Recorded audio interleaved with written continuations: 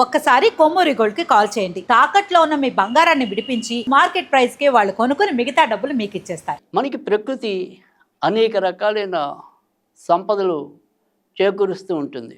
అంటే కొన్ని పుష్పాలతో పూజలు చేయటం వల్ల కొన్ని రకాలైన బాధలు తొలగుతాయి. అలాగే కొన్ని చెట్లకు పూజ చేయటం వల్ల కొన్ని రకాలైన బాధలు తొలగుతాయి. అలా కొన్ని వస్తువులతో దైవారాధన చేయటం వల్ల కూడా కొన్ని బాధలు తొలగుతాయి. ఉదాహరణకి ఎవరికైతే మరి శని పీడ అనేది ఎక్కువగా ఉంటుందో వాళ్ళు శనివారం నాడు రావి చెట్టు చుట్టూ ప్రదక్షిణ చేసినట్టయితే ఆ శని పీడ కొంత తగ్గుతుంది అనేది మనందరికీ తెలిసిందే.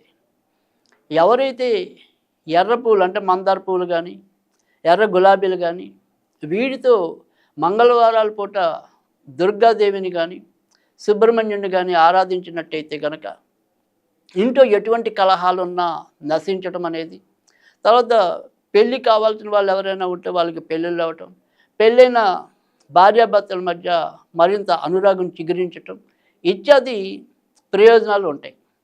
ఇప్పుడు నేను చెప్పబోయే ఏదైతే అందరికీ కూడా నిజానికి ఈ వంట వినగానే చాలామందికి నోరు ఊరుతుంది, బిర్యానీ అంటే.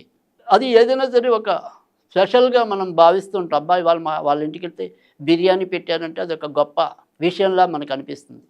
కానీ మీకు ఒక విషయం తెలుసా, అందులో ప్రధానంగా ఉపయోగించే ఈ బిర్యానీ ఆకు అనేది ఏదైతే ఉంటుందో ఆ బిర్యానీ ఆకుతో మనకుండే దరిద్ర బాధల్ని కొంతైనా తొలగించుకోవచ్చు అనే విషయం మీకు తెలుసా? ఇది ఖచ్చితంగా నిజమే.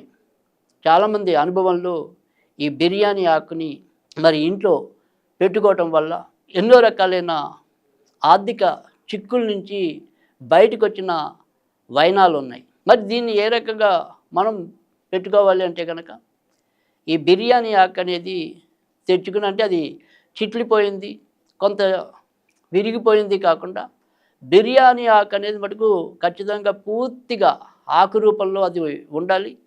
ఎక్కడ ఎటువంటి చిగుళ్ళు కానీ లేదా వాటిలో చిల్లులు కానీ అలాంటివి మటుకు ఖచ్చితంగా ఉండకూడదు. అలాంటి బిర్యానీ ఆకు తెచ్చుకోవాలి. ఆ బిర్యానీ ఆకుకి మనం ఏదైనా సరే లవంగ తైలం అని ఆయుర్వేద షాపుల్లో కానీ కొన్ని పెద్ద పూజా సామాన్ల చోట్ల కానీ మనకి దొరకచ్చు. ఈ లవంగ తైలంతో మనం చిన్న పుల్లతో కానీ మన యొక్క వేలుతో కానీ దాని మీద 3 తొమ్మిదిలు సంఖ్య ఈ బిర్యానీ ఆకు మీద వేయాలి.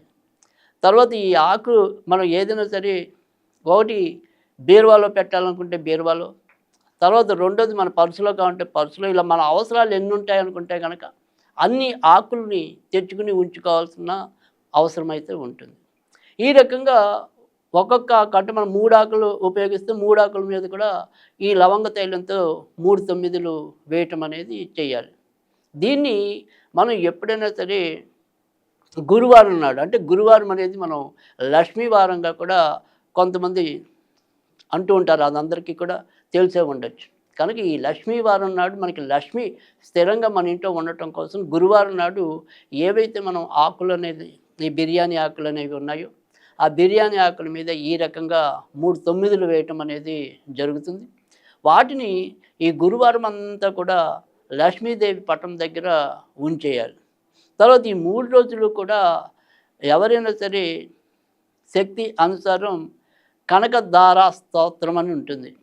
మనకి శంకరాచార్యుల వారు రచించిన ఏదైతే కనకధార స్తోత్రం అనేది ఉందో అది రోజుకి ఒక్కసారి చొప్పున గురువారము శుక్రవారము చదవాలి.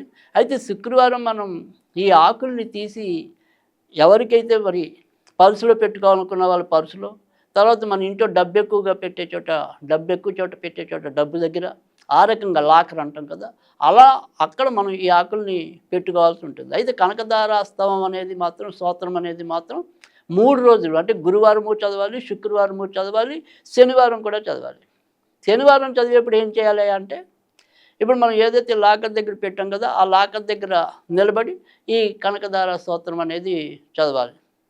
లేదు మనం జేబులో పెట్టుకున్నట్టయితే కనుక మనం హృదయం దగ్గర ఇలా పెట్టుకుని చెయ్యి మామూలుగా మనం చదువుకున్న కనకధార స్తవం అనేది చదువుకోవాలి.